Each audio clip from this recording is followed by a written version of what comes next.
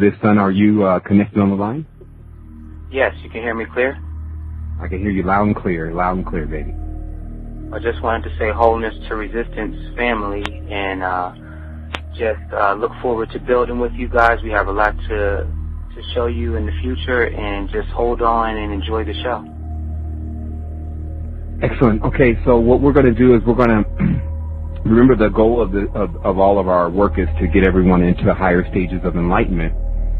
And it's quite a trip. This is a trip that we're all taking together. I'm just a little aggressive at pursuing the truth, and what I do is I find through the cipher what I know to be the truth, and I bring that information back to my brothers and sisters and present it before them because we feel that is a noble deed. In addition to that, because we are in a reality that is interwoven and connected, that means that ascension to individuals on this planetary system would mean ascension for everyone else that is attempting to achieve that.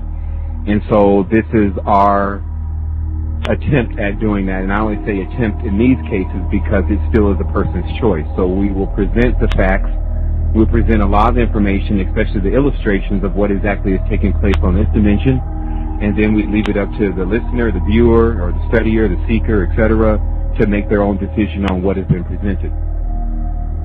I wanted to start off the show today by saying a few things, and one is that keeping in mind that spiritual or esoteric knowledge and the quest to obtain what would be called the Great Arcanum, the Philosopher's Stone, the Panacea, etc., is a life's quest, and that extends multiple lives. It's an ever quest. And so at times when you're receiving information, it's very vast, and sometimes you feel like you don't understand. And I wanted to let everyone know that that is perfectly fine, that it is your subconscious mind that picks up a great deal of information. And if you allow the information to pass through you and allow your body to absorb that information, then you can feel what's necessary for you to hear at this moment. I would also like to say that everything is in perspective, meaning that you can look at a situation two ways, always on a binary dimension, and there will be always one of those ways in which it benefits you. Much of what we'll talk about now, today, is actually about the history of mankind that's embedded within the language and embedded within the symbolism that is choosing to be evoked by the dimension. And but that does allow us at times to go into areas that are a little bit touchy for individuals. I would also like to say that in the history of man, because we are in a womb, we are in a matrix or a ma, what they say is a womb, a place where something is cultivated. At times it is dark, and that is just a phase of the primordial part of existence. And then when one gets into higher stages of understanding the totality of existence, that's where things begin to have a higher hue or spectrum.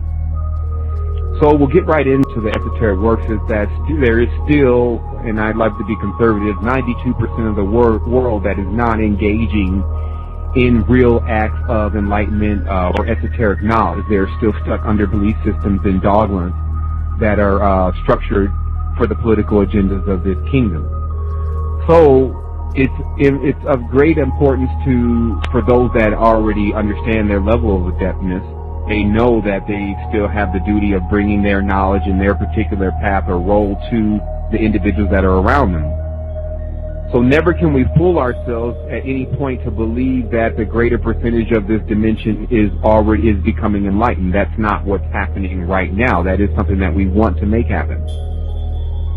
Still understanding also, we approach all of what we do with a very rational, very exact standpoint. There's no use in dreaming.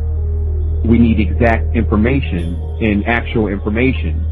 And so where that leads us to at this point is it leads us to examining everything for its authenticity and bringing real-time information back to our brothers and sisters to let them know where we're exactly at, where is our status on the dimension. Furthermore, I'll talk a little bit just briefly about the 100th monkey syndrome, which is being mentioned now a lot, especially in the areas of individuals who are aspiring to become adept and aspiring to change the world with their message or with their method.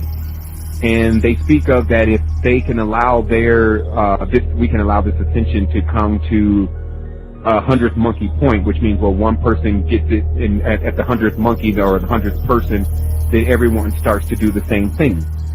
But the actuality of it is that what we're dealing with on the dimension right now is that 100th monkey syndrome has already taken place with the dark side of the occult.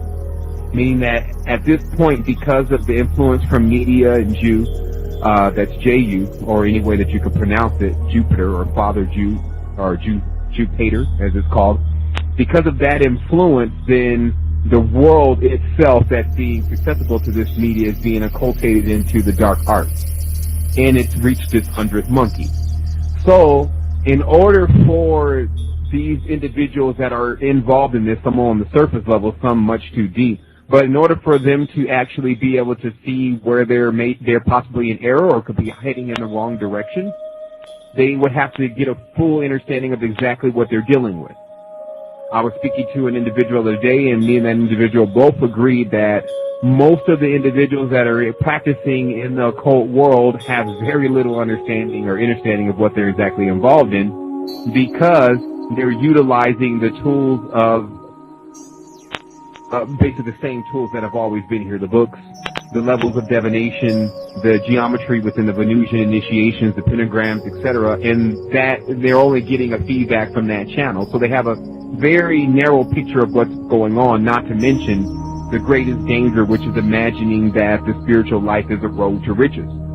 It is true enough that once one achieves the great attainment, then riches itself is one of what they call the sevenfold spirit, or just one of the things like glory, power, riches, honor that you receive once you obtain this higher state. However, if one is to pursue the esoteric works for just riches, then they will most certainly be turned back and confused. So that is bred about with society taking organic itself and making it as a business model. It is turned into the esoteric world, if you want to give it that term now, being turned into a place where people just say what will get them a higher position or more favor within the audience. And this is unfortunate, since the audience is really listening to be educated, but if the speaker is only saying what he can say to keep a higher audience, then of course the truth is going to be, it's not going to come out as fast, at least. So what we do here is we bring it straight up, and then that's exactly what we're going to do. So we're going to get started here, and we're going to read the scripture, Genesis chapter 11, verse 1 through 9.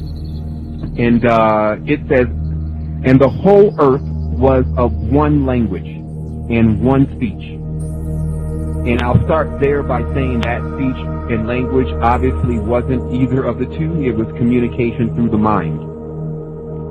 And it says, "And it came to pass, as they journeyed from the east, that they found a plain in the land of Shinar, and they dwelt there. And they said one to another, Go to, let us make brick, and burn them thoroughly. And they had brick for stone, and slime had they for mortar. And they said, Go to, let us build a city in a tower, whose top may reach unto the heavens, and let us make us a name. Lest we be scattered abroad upon the face of the whole earth. And the God came down to see the city and the tower, which the children of men have built. And the dog said, Behold, the people are as one, and they have all one language, and this they began to do. And now nothing will be restrained from them, which they have imagined to do. Go to, let us go down, and there confound their language, that they may not understand one another's speech." Now, some people see I inserted dog there where it should say God, but for anyone that understands the etymology behind these words, every single word means something actually. And it's not what you think it means if you don't understand the cipher within the words. It never deviates. So regardless of what you feel like you're saying, it doesn't mean that you're going to override the actual master code on the language, meaning that if you use the word God, it's just like you're using the word dog, because the numerical equivalent within these two words are the same. So if G equals 1 and O equals 2 and D equals 3, it still equals 6. And no matter how you turn it around, so whether it's Ogdo, whether it's dog, or whether it's God, it's all from a Germanic system in which their God is known as Good. Or you get words like good from it. So what we're really dealing with here is that this should be the first hint. Notice the chapter is 11. The number of 11 is the number of division. It's 2. It's peace. So what's taking place here is the time in which a person should understand, if they're involved in any of these kind of religions that support this Old Testament, that they're obviously not dealing with a God that has their best interest in mind as far as harmony is concerned. Because here we see that the whole earth is on this unison language where everyone and everything is communicating and things are getting done and there's much progress being made. To understand a little bit of the earth's history is to understand the reconfiguration of the brain. The brain that we're using now has been reconfigured. The first brain of the original, the mammalian humanoid species that lived here had several different compartments to hold separate brains. In fact, we found skulls, or pictures of skulls that have 4 holes in them. So through this upgrading process, what you're seeing is the loss of actual perception of what's really going on beyond Earth's current wavelength, which is the matrix. So what we're really dealing with here is that we're dealing with another being that is watching us. The term they use is watcher.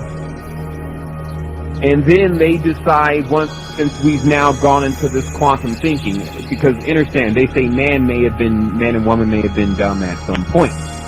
But that doesn't mean they continuously were dumb. Because what they're showing in the histories is that just as aggressively as we're accumulating information now, we're accumulating 6,000 years worth of information every 3 months.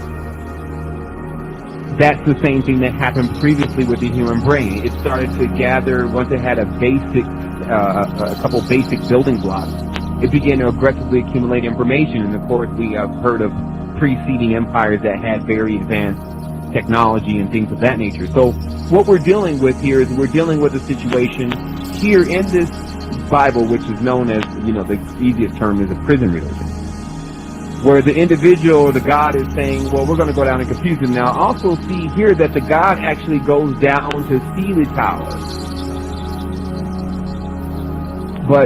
in the city. However, if you are already there, like if you're in God mode, which some of us are very familiar with, or on the Keither, when you look down, you see everything. So if you're not on God mode, then you bear the burden of having to go down and do your physical thing and look at it, or vicariously look through someone else. And so basically, right here in chapter 11 of Genesis, you're getting the real character of exactly who the author is of this particular book. So it continues, and it says, if they can they'll accomplish anything like this on unison and harmony. Let us go down and confound their language. But is this not the same God that says he's not the author of confusion? So this is what I'm talking about. This is the veil that sits on everyone's eyes that continues to believe in this type of stuff from the level of not utilizing it as an instruction tool of a way to leave Earth, but not directly. A hidden code of a level of domination that takes place in the mind, like we talk about, they're mining the mind, and use it as that type of a tool rather than what one is putting their hope in for what I've now I'm looking at least 22 crucified saviors now, but to be very light, we'll just say for the last 2,000 years we've been waiting on something when the only people that we're waiting on is ourselves.